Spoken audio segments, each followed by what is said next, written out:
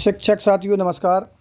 UDISE portal पर एक और नया ऑप्शन 2025-26 का जुड़ चुका है, प्रोफाइल एंड फैसिलिटी।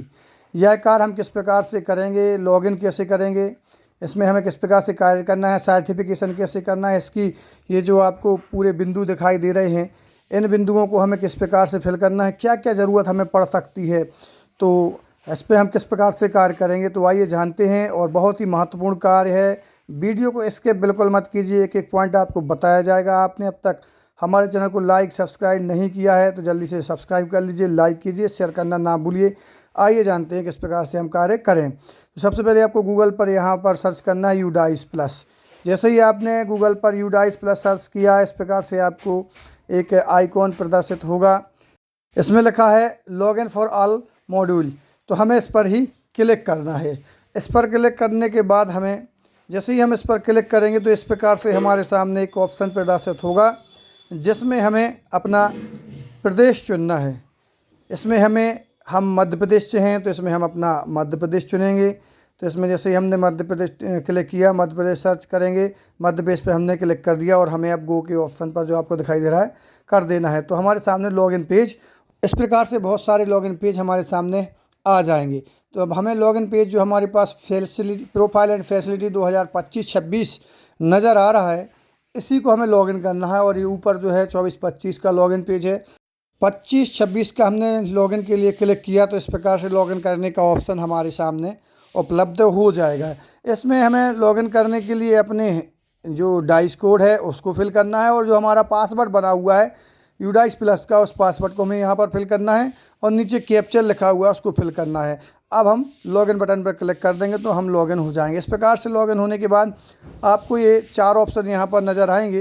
तो इन 4 ऑप्शन में से आप देखेंगे प्रोफाइल DCF, यह है आपको पूर्व में भरी हुई जो प्रोफाइल है वह यहाँ पर प्रदर्शित होगी। आप इसका प्रिंट निकाल करके और चेक कर लें, कोई करेक्शन होना है तो उसमें करेक्शन कर दें, बाद में हम पोर्टल पर करेक्शन कर सकते हैं। और यूज़र मैनुअल में हम देखेंगे कि इसमें हमारे लिए पूरी जानकारी उपलब्ध हो जाएगी कि हमें किस प्रकार से क्या क्या भरना है, तो हम वो भी देख सकते हैं और पढ़ सकते हैं।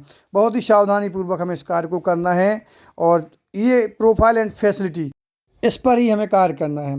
तो प्रोफाइल एंड फैसिलिटी पर जैसे ही हम क्लिक करेंगे तो हमारे सामने इस प्रकार से बिंदु प्रदर्शित होगी। इस बिंदु में आपको बहुत सारे ये बिंदु दिखाई दे रहे हैं, इन्हीं को हमें फिल करना है।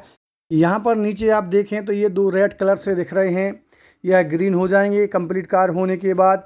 एकेडमिक ईयर 2025-26 आपको नज़र आ रहा है, और यहाँ पर ये आपकी कुछ जानकारियाँ भी प्रदर्शित हो रही हैं।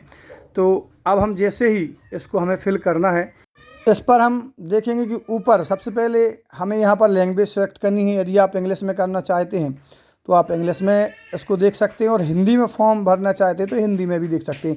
जैसे ही ऊपर हमने जो कॉलम दिखाई दे रहा है इंग्लिश और हिंदी का, हम इंग्लिश पे क्लिक कर देंगे तो हमारी यहाँ पर लैंग्वेज इंग्लिश में प्रदर्शित होने लगेगी, और हिंदी पे हम क्लिक कर देंगे तो यहाँ पर हमारी लैंग्वेज हिंदी प्रदर्शित होने लगेगी। जो आपको कंफर्टेबल लगे उस लैंग्वेज में आप यहाँ पर इस फॉर्म को भर सकते हैं। और ये आपको जो रेड कलर से दिखाई दे रहे हैं वो ग्रीन कलर से प्रदर्शित होने लगेगी। तो सबसे पहले जैसे ही 1.1 से हम शुरू करना है, उस पर हमने जैसे ही क्लिक किया तो इस प्रकार से डाटा हमारे सामने प्रदर्शित होने लगा है। हमारी स्कूल की जानकारी यहाँ पर प्रदर्शित हो रही है। तो इस जानकारी को हम देखेंगे और इसका मिलान करेंगे। एक एक जानकारी को हमें बहुत अच्छे से देखना है और मिलान करना है, और मिलान करने के बाद ही हम इसको आगे बढ़ाएंगे। तो हमने मिलान कर लिया, अब हम आगे बढ़ेंगे।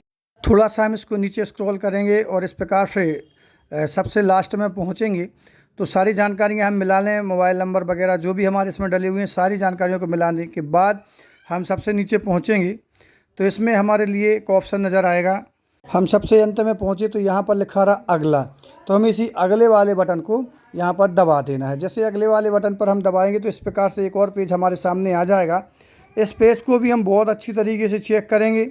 इस पेज को हमें एक एक शब्दों को पढ़ना है, और एक एक चीज़ को चेक करने के बाद जब अंत में आएंगे तो इस प्रकार से हमारे सामने 4 ऑप्शन नज़र आ रहे हैं। पीछे यानी हम बैक जा सकते हैं, जमा करें यदि हमें काम रोकना है और यहीं सेव करना है तो यहाँ सेव कर सकते हैं, रोक सकते हैं, और जमा करें और अगला यानी जमा करने के बाद दूसरे पेज पर हम जाना चाहते हैं तो इस पर हम क्लिक करेंगे तो हम इसी पर क्लिक करेंगे जमा करें और अगली पर। जैसे ही हमने क्लिक किया तो एक और पेज हम पहुँच चुके हैं। इस पेज को भी आपको जानकारी, संपूर्ण जानकारी देखनी है, और देखने के बाद इसको पूरी तरह से अच्छे से फिल करनी है। जो बदलाव करना है आप इसमें बदलाव कर सकते हैं। फिर से हम अंत में पहुंचेंगे तो ये 4 ऑप्शन दिखाई देंगे, तो फिर से हमें जमा करें और अगला हमें यहाँ पर क्लिक करना है। तो यहाँ पर जैसे ही हमने क्लिक किया तो एक और अगले पेज के लिए हम यहाँ पर पहुँच जाएंगे। वह पेज भी हमारे सामने प्रदर्शित हो रहा है। थोड़ा सा हम ऊपर पहुँचेंगे, इसकी भी सारी जानकारी हमें पढ़ना है। पढ़ने के बाद इसको फिल करना है और इसके पर भी हमें अंत में पहुंचना है। इस प्रकार से हम सारे पेजों को फिल करते जाएंगे और अगर किसी डाटा में बदलाव करना है तो हम बदलाव भी करते जाएंगे और जमा करें और अगले पेज पर हम जाते जाएंगे। इस प्रकार से हम सारी जानकारी को अपडेट करेंगे। और जिस प्रकार से हम आगे बढ़ते जा रहे हैं, कुछ जानकारियां हो सकता है बीच में हमें रिक्वायर्ड आ जाएं कि इनको फिर से भरना है, अगर खाली रह गई हों तो उनको भी हमें रिक्वायर्ड आपको नज़र आ रही है। तो इस रिक्वायर्ड में हमें जो मांग रहे हैं उसके अकॉर्डिंग हमें जानकारियाँ यहाँ पर फिल कर देनी है।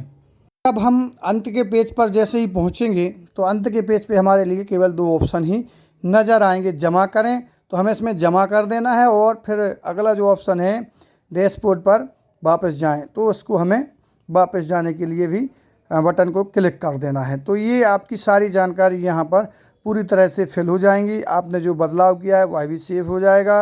और यहाँ पर देखिए, जो पहले रेड से नज़र आ रहा था ऊपर, अब 2 कॉलम आपको ग्रीन से नज़र आ रहे हैं। और यहाँ पर तीसरा ऑप्शन जो है प्रमाणीकरण स्थिति, यह अप्रमाणित है, तो यह स्थिति अभी ओपन नहीं हुई है। इसके लिए आपको थोड़ा सा इंतज़ार करना होगा। पहले यह कार्य आप पूर्ण करें। प्रमाणीकरण के लिए न्यू ऑप्शन आपको प्रदर्शित इसमें नीचे की साइड पर होने लगेगा, तब आप इसको प्रमाणीकरण कर सकते हैं और उसके बाद आपका यह कार्य पूर्ण होगा। और अब यहाँ पर देखिए, आप डैशबोर्ड पर यहाँ पर स्थिति में नज़र आ रहा है पूर्ण किया। ये सारे काम आपको यहाँ पर पूर्ण नज़र आने लगे हैं और इसका मतलब है पूर्ण रूप से कंप्लीट हो चुकी है। रहा सर्टिफिकेशन का कार्य तो वह कुछ दिनों बाद यहाँ पर प्रदर्शित होने लगेगा। और उम्मीद है कि आपको वीडियो पसंद आई होगी, तो लाइक कीजिए, शेयर कीजिए और सब्सक्राइब करना ना भूलिए। मिलते हैं अगले वीडियो में, तब तक के लिए धन्यवाद।